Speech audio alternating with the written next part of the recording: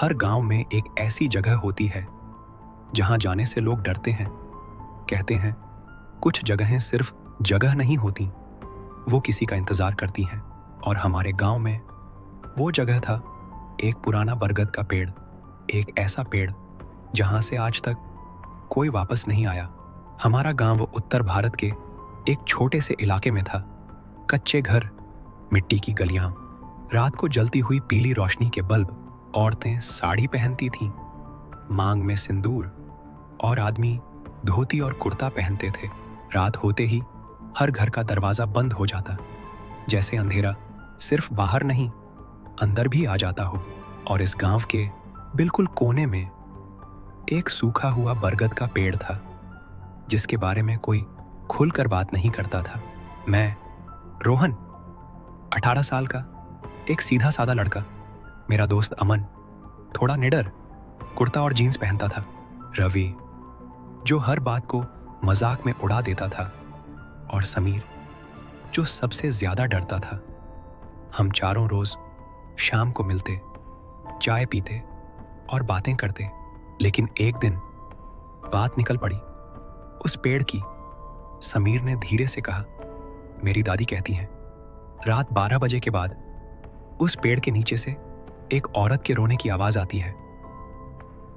अरे कोई बिल्ली होगी। लेकिन समीर का चेहरा बिल्कुल गंभीर था। नहीं, दादी ने कहा, जो भी वहां गया वो या तो पागल हो गया या फिर कभी वापस नहीं आया। अचानक हवा ठंडी हो गई। अमन मुस्कुराकर बोला, सच क्या है? आज रात पता चल जाएगा। मैं डर गया। पागल हो क्या?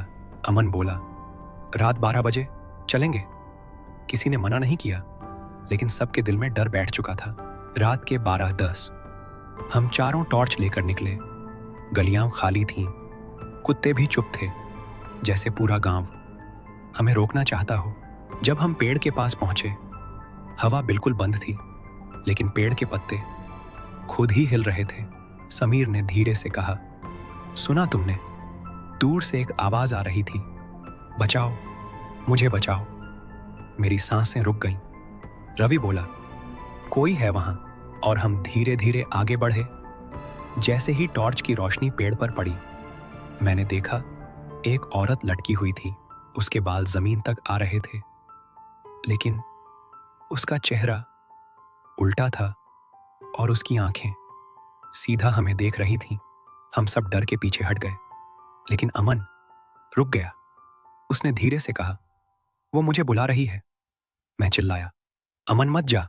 लेकिन वो जैसे अपने होश में नहीं था। उसकी आंखें पूरी सफेद हो चुकी थीं।